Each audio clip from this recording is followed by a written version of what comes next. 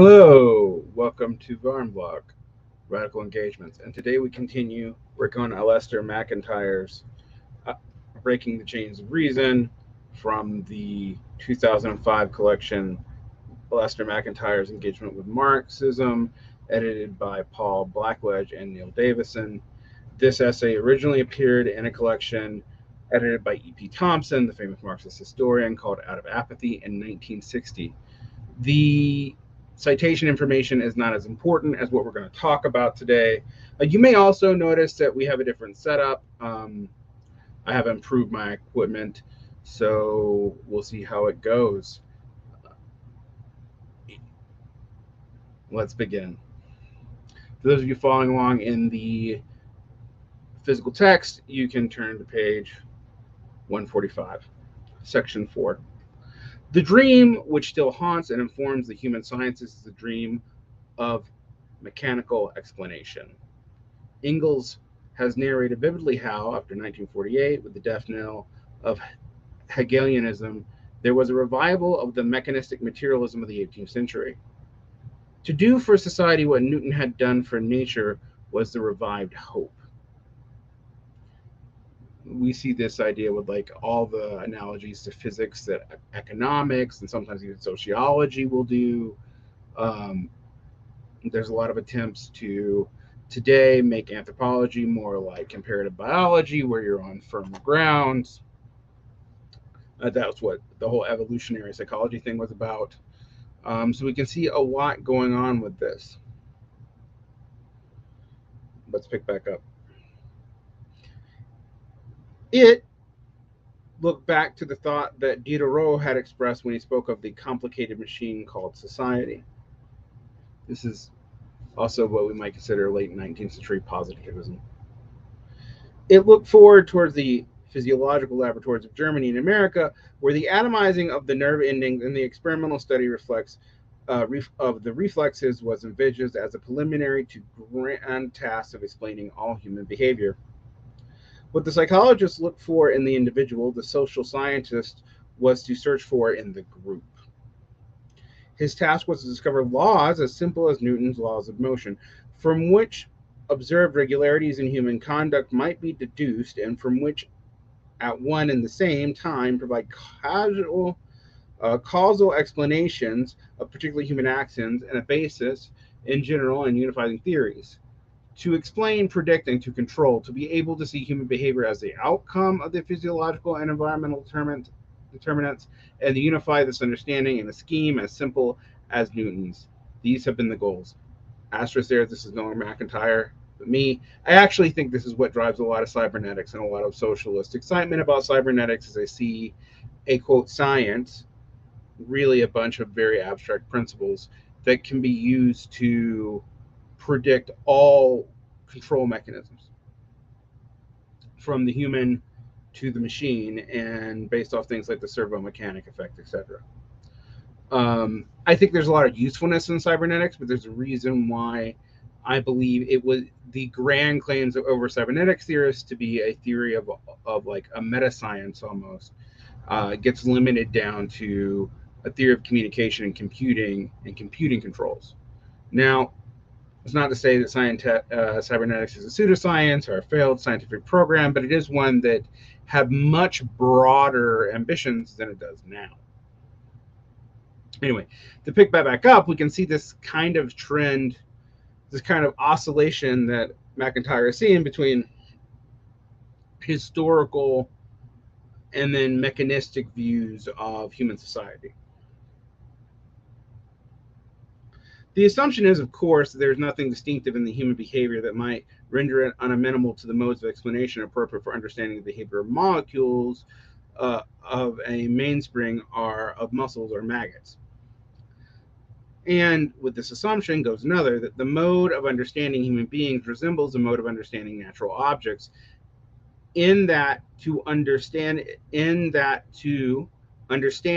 is control, or at least to take the first steps towards controlling.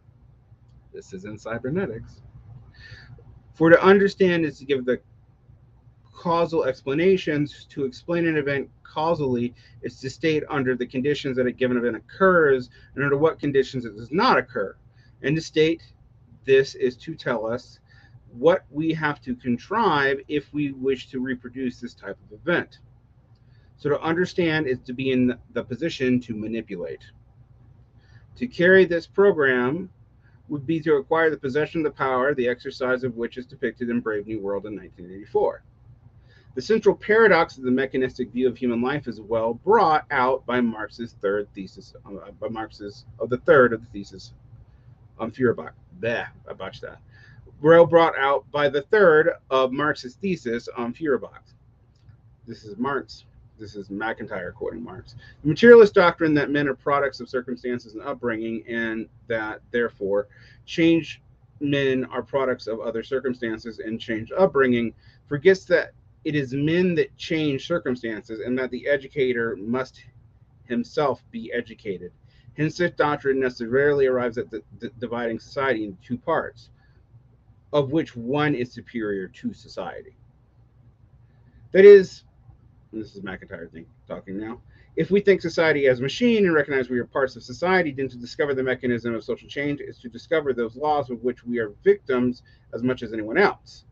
If, on the other hand, we think of the knowledge of the mechanics of society as affording us levels of change, we're at once able to think ourselves as outside of the machine, operating it as part of the superior to society. In other words, to conceive of ourselves as acting is to change society, is at once recognize that the applicability of machine model to ourselves, the machine model will do to explain how we come to be modeled and acted upon, but not how we act. And we can only apply this mechanistic type of explanation to this by making an arbitrary distinction between them and ourselves. This is me talking. This is my problem with mechanistic forms of determinism. Because if your realization of the determination chain is supposed to change how we act, you are acting as if by you realizing we're in a deterministic universe, you can act above it. But that's not logically coherent. Like, the irony is a lot of people who talk about, oh, we need to realize that, social causes are determined so we don't punish them or, unduly because of non-responsibility, etc., actually assumes that in some way you can treat this as a free actor, which you are an agent that is not priorly determined the same way, even if intellectually you admit you are. So it's a non-starter.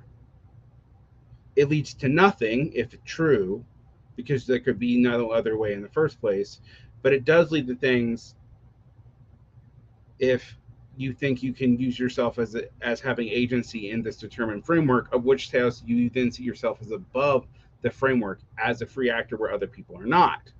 Now, this plays into all kinds of biases that people naturally have, and that's a problem. Back to MacIntyre. The mechanistic type of explanation must therefore break down, as we can see. That it did break down in practice was revealed simply by its failures to yield results except in limited small-scale context. But the project of an overall mechanical explanation of human life continued to dominate the human sciences until the middle of the 20th century. That's me talking. So it's actually about the time that MacIntyre is writing, but we kind of give this up. For such an alternative approach to human nature as are considered receive their definition in terms of the breakdown of that project. So much is this so that those features of human life which rendered it unamenable to the mechanistic explanation still fail to receive their due.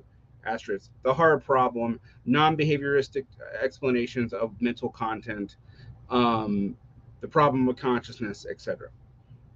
On asterisk, I'm now going back to MacIntyre. Physical movements are certainly susceptible to mechanistic explanations, and every human action does involve some physical movement. But to understand the physical movement is not to approach understanding the human action. The same physical movements involved in signing my name may be the bearers of quite different actions. The same physical movements may be involved in endorsing a check, signing a peace treaty, or putting my name to a proposal of marriage. What differentiates these are the socially recognized conventions, the rules, and the virtues, in virtue of which the movement is taken as signifying this or that. So I cannot explain the action except with reference to established rules and meanings. A society constituted by such an ability to communicate presupposes, but cannot be explained in terms of physical movement. More than this, as Ingalls pointed out, the mechanical explanations are unhistorical. A machine runs or breaks down. It has no historical development. That's true in the instance of the specific machine. It's not true in technology. This is where I'm speaking again. But I'll give MacIntyre his argument there. Because I do think the mechanistic explanations and analytic philosophy both have a deep problem with trying to do historical analysis. To explain a particular human action is to place it in relation to the circumstances out of which it arose, and the goal of the ancients which sought it. Stages in the mechanical operation can be explained in terms of preceding and following sequence of events, but they have no goals. Asterisk, they are non-teleological, asterisk, and they do not respond to the circumstances by means of understanding. They simply follow out predetermined paths. The insight that human activity is intelligible and explicable only in social and only in historical context is lost sight of, not only in the dream of the general mechanistic theory of human behavior, but also in the various intellectual adaptations to the breakdown of that dream. Cough, cough, postmodernism, cough, cough. That's me talking again. The first and most striking of these adaptations is a social and psychological science that actually exists amongst us. And remember, this is 1960. This is where I'm intruding again. The assumption behind it is that what went wrong with the dream was not its mechanistic character, but the a priori character of its generality. What we need is to amass a particular studies of particular cases, and from these we shall derive low-level generalizations and correlations. Asterisk, this project was a project of most experimental psychology and observational psychology, and has notoriously yielded results that are unreplicatable. Asterisk. Just we have hindsight now to back up some of MacIntyre's points that we didn't actually have when MacIntyre wrote this. From these we shall derive low-level generalizations and correlations. The study remains causal, mechanistic, and manipulative, but it's accepted that, as of yet, we cannot ascend to the simplicity of an overall theory. This entails that our studies are essentially statistical, asterisk. Yes, most psychological studies are essentially statistical. They're aggregates and prediction off of aggregates, which you can make meaning, but is often a little bit harder to rely on than you think. And out of social and historical context. The study of man and nature gives way to the study of delinquents in the Chicago suburb.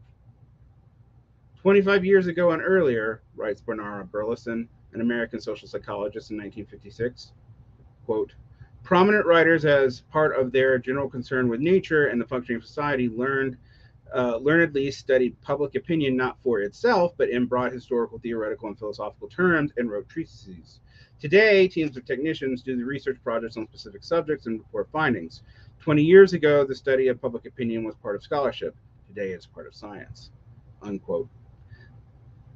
The equation of science with the study of social phenomenon out of social context is what is striking.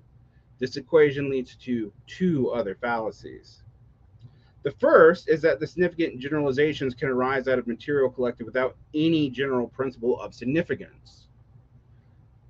I think here of the recent volume of statistical information about contemporary British social life, from which you can learn how many people in our society spend their holidays in caravans, but not how many people own shares of stock. The second fallacy is that the use of formal mathematical devices might make other than trivial at the level of generalization what is trivial at the level of a particular case. The human sciences are haunted in any case by the view that what is less complex is necessarily more comprehensible than what is more complex. This is why I talk about complexity so much. The understanding technologically primitive societies is therefore a step towards understanding technologically complex ones, and that understanding the nervous system is a task prior to understanding thought. This misses the point that you may not be able to comprehend the goals for which man and primitive society strive for unless you look beyond it to the more advanced. And you certainly cannot hope to even embark upon the project of explaining thought in terms of the nervous system until you understand thought sufficiently to know what it is you are hoping to explain by your own neurophysiology. Asterisk, this was a problem with the whole neurological development correlate of brains that was so popular 5-10 years ago now, where we assumed that we understood what was being what we were seeing in electrical activity in an MRI in the brain, and we discovered actually we don't really know what that correlates to. Period. The point I am making was made by Marx against one of Darwin's disciples. Marx first agreed with them in rejecting the one-sided teleology, which wants to explain an earlier stage as only a preliminary stage to the later one. But he then rejected their mechanistic assumption that the earliest stage can be made sense of without the latter, but not the latter without the earlier, for the earlier and the latter could be read here as simple and complex, in the bold statement that the anatomy of man is key to the anatomy of the ape. That is from Marx. To ignore that this is necessarily condemn the human sciences to become a collection of particular observations and cases without any unity or significance. Asterisk, which it pretty much is now in a lot of social psychology, political science, etc., economics. We have facts that we can agree on, maybe even facts that we can generalize about, but the relationship to those facts to their particular historical instantiation is very hard to understand and know. Back to the text. Academic standards of objectivity and impartiality are invoked to show the admirable our lack of standards of importance is. But even amongst those who take up this attitude, there are divisions of standpoint. There are those who hold that the limited and particularizing nature of the human sciences at the moment merely reflects a temporary pause in their development. To such sociologists such as Lumberg or Lazarsfeld, the only misleading feature of the attempt to assimilate the human sciences to physics is that the expectations were pitched too high too soon. The human sciences still await their Newton. We can continue to collect data and to hope. There is, however, another possible response, and one as much in vogue in British circles as what I have just indicated is in the American in the 1960s. This is the doctrine that limited and particularizing nature of our human sciences as we have them is not due to their slowness of our progress, nor to the fact that we have searched for the wrong sort of general theory, but to the fact that the concept of general theory or overall understanding of society is itself nonsensical. Asterisk. Post-structuralism, quote, postmodernism, etc. For any general theory of society will overall be a theory of historical development of society. To advance such a theory is to fall into what Professor Karl Popper called historicism and castigated as the original sin of the modern intellect. I have, in this essay, criticized the contemporary human sciences as a non-historical, atomistic, content with limited, contextless, low-level generalizations, and unable to discern or construct theories of overall social structure. There are, for Professor Popper, precisely the features which our well-constructed human sciences would have to have. Thus, he provides a splendid rationalization for the contemporary sociologist. The most interesting feature of the argument of Popper's social philosophy is that they systemically persuade when they do persuade, and the incense which so many alcoholics burn at his shrine is evidence of how often that is, by presenting us with pairs of what are allegedly to be conclusive and exhaustive alternatives. One alternative is then exhibited as fallacious in its logic and destructive in its moral consequences. This involves us in the vindication of the other. If these false alternatives were merely Mr. Popper's, they would not be so important to discuss. But, as I've already remarked, Popper's thought is in many ways systematized and represents the assumptions of the age. I think this is actually really crucial. I went through a period of really being obsessed with Karl Popper, way before I was a Marxist, in my kind of mid-20s. And what I learned from that was how unsatisfactory that view was. Like, every attempt to explain things in historical terms was often written as both fallacious and also tyrannical, and thus trying to explain anything other than the current and projecting the current back into the past became hard to do. Now, Popper would deny that that was a consequence of his thought, but I think it clearly is. And the most obvious of these economies in which allows us only to be either historicist or without any overall view of history. Popper defines historicism as belief in the unconditional trends in history. He ascribes such belief to the error of supposing that a historical process can be explained solely in terms of laws, or laws without adding a statement of initiating conditions from which a process commenced. Popper, 1957. And let's look at the footnote, because it will actually get what is being specifically referenced here.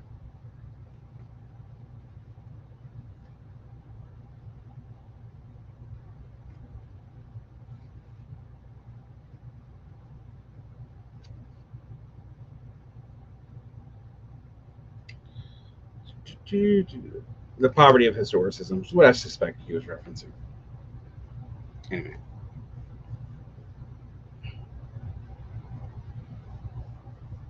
Clearly, if anyone supposed this, he would be both committing a belief in the absolute trends and being Engel's error. Who has ever believed this? Certainly neither Hegel nor Marx. To bring Marx into the picture is to make clear at once how Popper is involved in both historical and logical error. For Marx, both believed in the possibility of overall theorizing about history and did not believe in absolute trends. Knowledge of the trends that are dominant is, for Marx, an instrument for changing them. So his beliefs that he has uncovered the economic law of motion of capitalist society is not a belief in an absolute trend, but a trend whose continuance is contingent on a variety of factors, including our own activity. It is interesting here that the error Popper believes Marx to be guilty of, namely that of treating historical processes as if they were explicable in the same way as physical events were, is one which Marx himself indicated. But Marx goes on to explain human history in a different way, beginning with a family of concepts which belong to what we call practical consciousness. The concepts of intention, deliberation, and desire, those concepts which are essential to understanding men as agents and not mere passive reflexes of non-human forces. Then Marx asks what the limiting factors upon human agency are in every age and finds that these in the basic economic relationships which are built into the particular modes of production. Human history is successive liberation of the possibility as an economic limitation of this kind is removed. In each age, the economic relationship mean the rules in accordance with which social and economic life are carried on are different and differ with the mode of production. In each age, the character of the rules is determined by the relationship between men, which are involved in a particular mode of production. And these relationships are between individuals, but between groupings of men who are united by their common economic and social role and divided from other groupings by the antagonisms of economic and social interest. So, all history is the history of class struggle. This is not a generalization built up from instances, as much as a framework without which we should not be able to identify our instances. Yet, also as a framework which could not be elaborated without a detailed empirical study. As we see growth not just in Marx, but also in historians like Michelet and Taine. The relevant feature of Marxism for the present argument is that in which the economic basis appears to be the limiting and conditioning of human actions, but not as an exhaustive application of its dynamics. Thus enables to see how Marxism cannot be labeled historicism Popper's sense. And this is important to my whole argument, both because my Marxist approach and because it exposes the misleading character of the choice which Popper's alternative offers us. The second false dichotomy in Popper's thought is that it's expounded in terms of what Popper calls methodological individualism. Asterisks. This is often assumed in analytical Marxism too, to my maddening dismay, because they don't, while they talk about the necessity for methodological individualism, as do many pragmatic philosophers, etc., they often don't really deal with the problems of that. And what do we mean by that? Well, it's the assumption that the only thing we can talk about in terms of agency is the individual. Back into this. This is a doctrine that groupings are to be understood as collections of individuals and that individuals are concrete while societies are abstract. The army is an abstract concept. The soldier is a concrete one. An army is a collection of soldiers.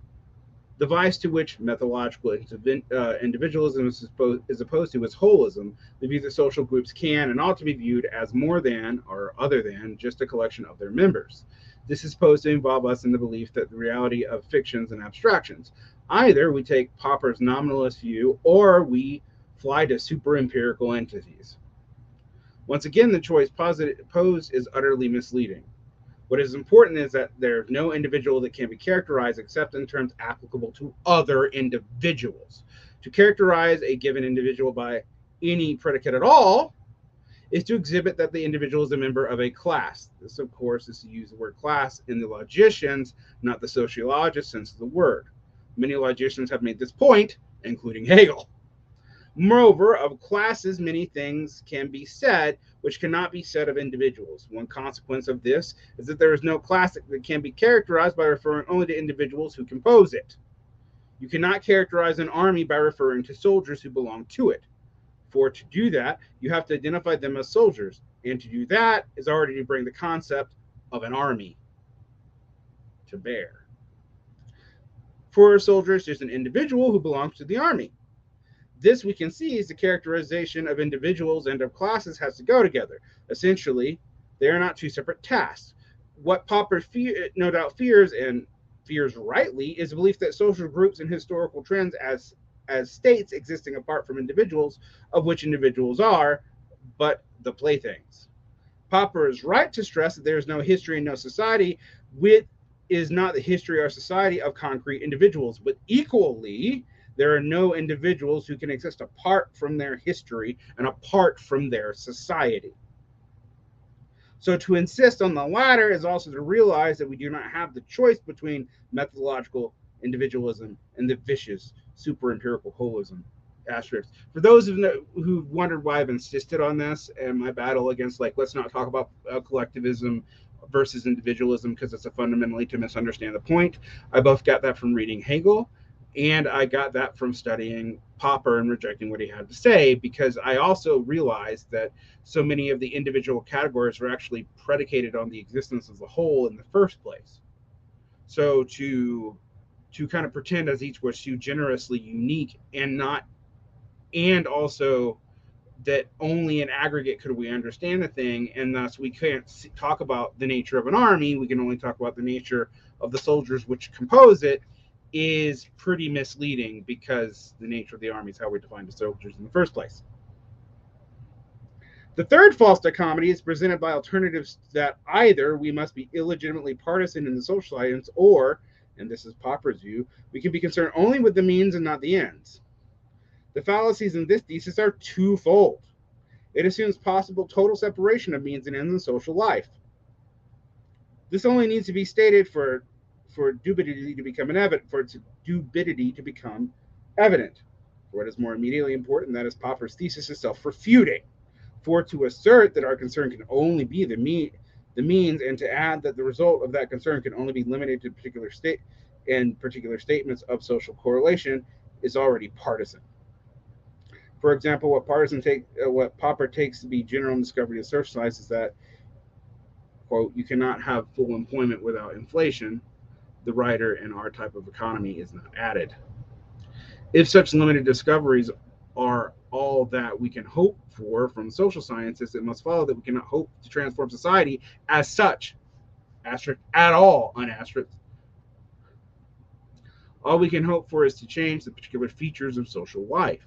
To adopt this view of the means available for social change is to commit oneself to the view that the only feasible ends of social policy are limited reformist ones, and that the revolutionary ends are never feasible. To be committed to this is to be partisan in the most radical way. Popper again presents us with a false choice, and one depends, of course, on other false alternatives which he presents. In all of them, he mirrors so aptly the actual conditions of the social sciences that we can understand the almost religious consolation which his views offer social scientists. For what might otherwise appear to them to be as a lamentable incoherence and impotence now appears as necessary and unavoidable. More than this, and it appears praiseworthy, for Popper is apt to insist that historicism is the doctrine of totalitarianism. So that to not share his condemnation of it is not to merely be mistaken, but to be wicked. Thus, the practitioner of the social sciences is one who cannot transcend their present conditions and finds the states not only a necessary but even a virtuous one. The removal of history brackets the present as almost eternal. That's me talking, but that's the condition we have to deal with here. This is perhaps a point at which we could recover a third thread of the argument. I have argued that human sciences have been dominated by the conceptual idea of laying bare the clockwork of human nature, and for this ideal has been shaped the thought both of those who have accepted it and those who have rejected it. Those who have rejected it have accepted it as only the form in which the ideal of the general understanding of society might be formed, and so in rejecting it, they have rejected the concept of any such general understanding. Or they have accepted the mechanistic ideal as the paradigm of rational explanation, and in rejecting it, they have fallen back upon treating human life as irrational and inexplicable. We can merely record and amass our records. Or we have a point to the irrational and incomprehensible forces. Cough, cough, post-structuralism, cough, cough. A lot of post-60s critical theory, cough, cough. Dilemmas thus presented arising from the failure to see that this point of Hegel with Marx, and that failure is endemic, not just in the minds of our sociologists, but in the life of our society. The section's long. Surely, however, it will be replied that I have not allowed for the variety of positions taken up by non-Marxist sociology.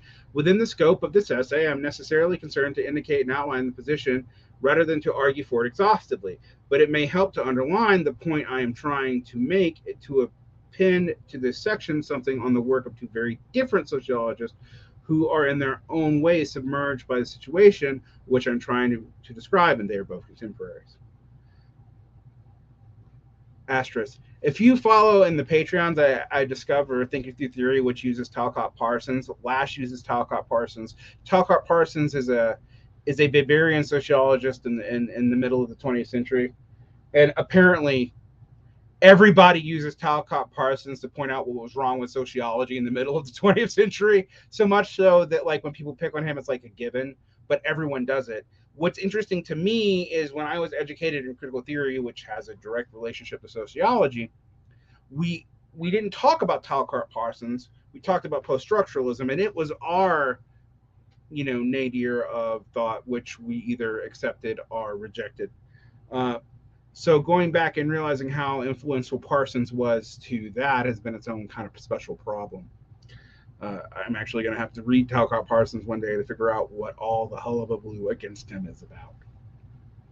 Anyway, MacIntyre brings him up too, so let's go there. The first contemporary at whom I want to look is Talcott Parsons, because in Parsons' massive work on the social system, some of the most basic patterns of non-Marxist sociology are revealed. I almost in this last sentence said bourgeois sociology, and if I had done so, I would have not only been classifying the social order to which Parsons' work belongs, for Parsons begins by recurring that early bourgeois thinkers, Hobbes, and then he explicitly states the problem in terms reminiscent of Hobbes. Hobbes is my favorite bourgeois thinker, by the way. My least favorite is Locke. I'm sure that'll make many of you uncomfortable. We begin with the individual and their desires at one pole, and we ask how the social order is created at the other. Parsons is about 300 years more sophisticated than Hobbes in his psychology. That elaborate device of the theory of socialization replaces the simple Hobbesian psychology of fear of death and desire to dominate. But, as with Hobbes, society and the individual are contraposed, and the task is to explain how the individuals are brought back into state where social equilibrium is maintained. With Parsons, we are back in the messianistic theory designed to explain order and stability.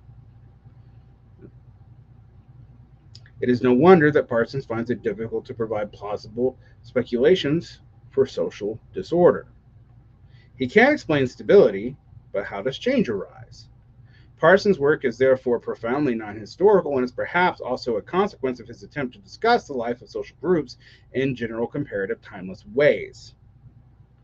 More than this, his starting point in the motivation of the individual and the reasons why the individual has come to share the values of his society push into the background of all questions about the hierarchy of power relationships and the political and social institutions which embody them.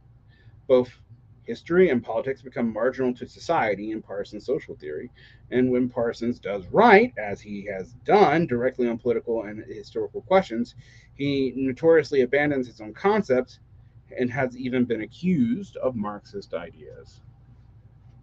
The contemporary sociology I want to compare Parsons is the fierce critic of Parsons and hero of radicalism, See Wright-Mills. Wright-Mills might be thought to be close to my own position on a superficial reading. Asterisk. I also used to really respect C. Wright-Mills. I've come to have a more complicated view of him. If you were a non-Marxist leftist when I was coming up, which was most everybody, C. Wright-Mills, The Power Elite was the book you started with, not anything Marxist. We'll get to the problems because MacIntyre actually articulates my problems with Mills better than I do. Freedom and reason are for him key words, and he criticized these tendencies in sociologies, which are criticized in this essay. But Wright-Mills' position seems to start far away from Parsons and end up close to him. Where for Parsons, the institution of powers were marginal, for Wright-Mills, they are central. Whether it is the internal development of American society that is in question or the approach to another world war, Wright-Mills is concerned to locate the effective decisions of decision makers and why they are who they are and where they are. Yet Wright-Mills still has to stress the autonomous character of contemporary social processes. Quote, great and rational organizations and brief bureaucracies have indeed increased, but the substantive reason of the individual has not. Caught in the limited milieu of their everyday lives, ordinary men often cannot reason about great structures, rational and irrational, of which their milieu are subordinate parts. Accordingly, they carry out a series of apparently rational actions without any idea of the ends in which they serve. And this is the increasing suspicion that those on the top, as well as, like Tolstoy's generals, only pretend to know. I actually kind of agree with a lot of the sentiment in that, but let me pick up what MacIntyre has to say. When social scientists such as Wright-Mills himself discern what is happening, what are they to do? Wright-Mills' only answer is that they must speak to both those at the top and to ordinary men. But, on Wright-Mills' own showing, those at the top are unlikely to want to hear, and ordinary men are unlikely to be able to hear. If Parsons has showed social equilibrium in which individuals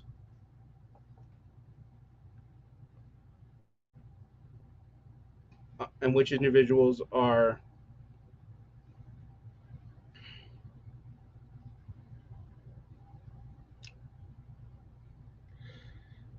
wholly absorbed, Wright-Mills shows us a machine in which individuals are trapped. There is not a picture in Wright-Mills of resistance that men can do and offer to such pressures, no conception of the Hegelian negative, of what Hegel called patience, labor, and suffering is. The only independent power in human life is that Wright-Mills can see the independent reason of social scientists of integrity. This kind of misconception rests not just on a factual error, it rests above all on the image of human nature with which the social scientists approach the evidence. That Parsons from the political right and Wright-Mills from the political left should both be submerged by the determinist image of man and testimony to its own continual strength, that Wright-Mills should be so conscious of this and Parsons and so unconscious of this in himself is even more impressive testimony on the same point. We are now in the position to frame the fundamental dilemma which the human sciences confront us. Psychologists, sociologists, and the rest, they offer us two possibilities so far as large-scale human change is concerned, so far as man's control of his own life is concerned.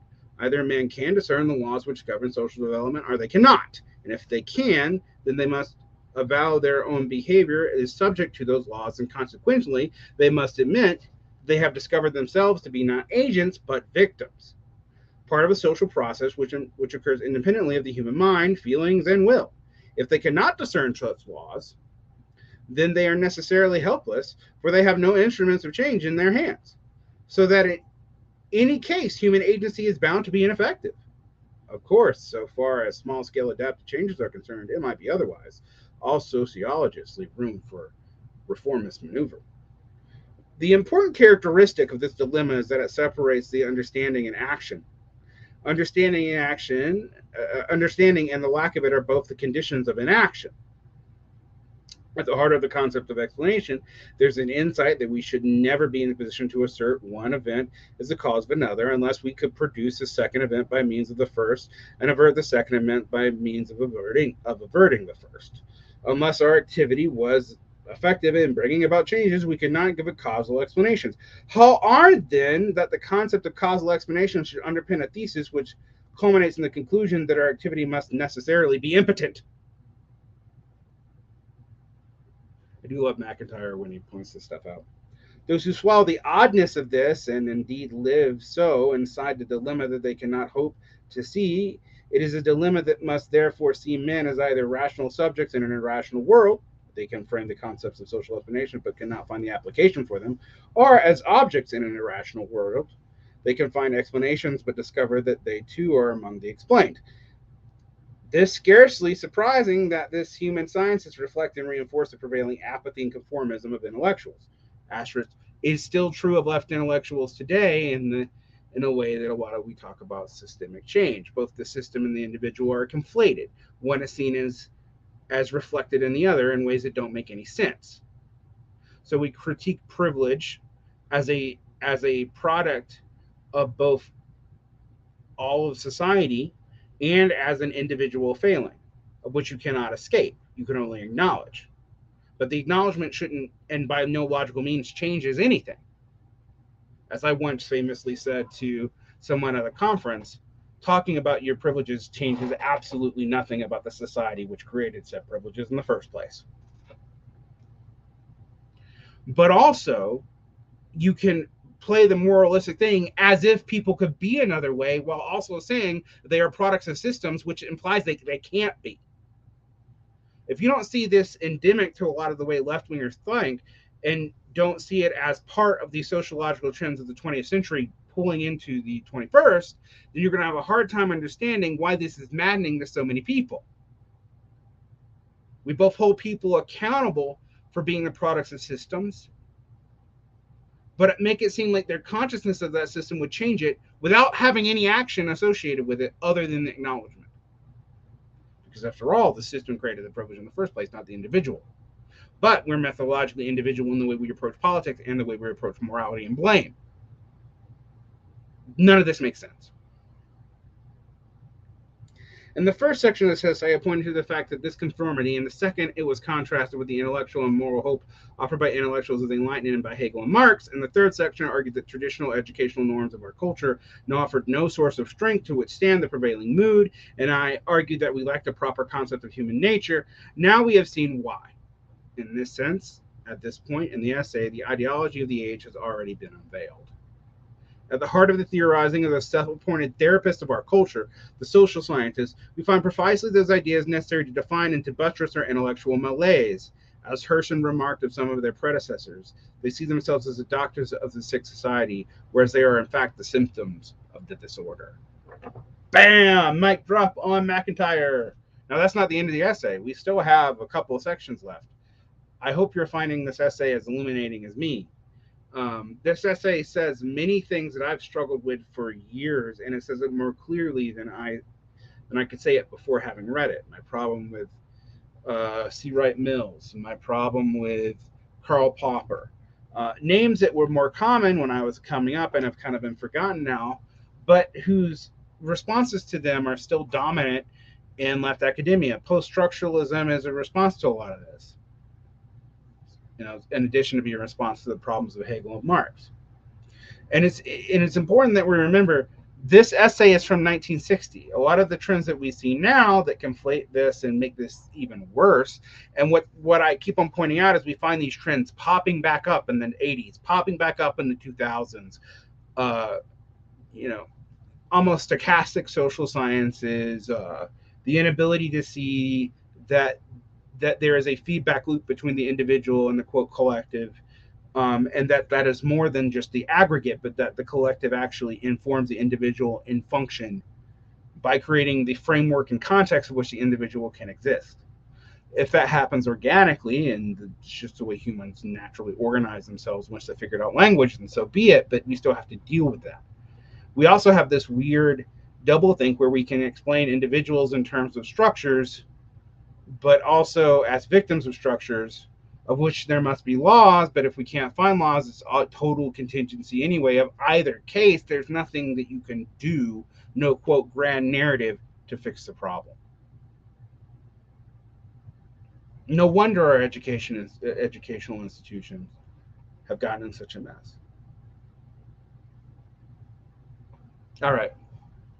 Um, I have two new canonical Hanans to thank, Gerard DT and Benjamin R. Thank you so much for your support. I really do appreciate it. There's some rants behind the paywall that I'm gonna maybe release. I'm gonna take a vote. They might be coming out, actually probably before this even gets heard. I don't know why I'm telling you this now, but they may not come out. Do you want to hear more stuff from me? There's more behind the paywall. More coming up with MacIntyre. More coming up with Goyce. Maybe going back to some Lash and some Bang Han. We'll see how I'm feeling over the summer. I hope you like the new sound and camera setup. Uh, I had to upgrade my stuff because some of my stuff broke. Thanks to my patrons for enabling me to do that. All right. Have a great day.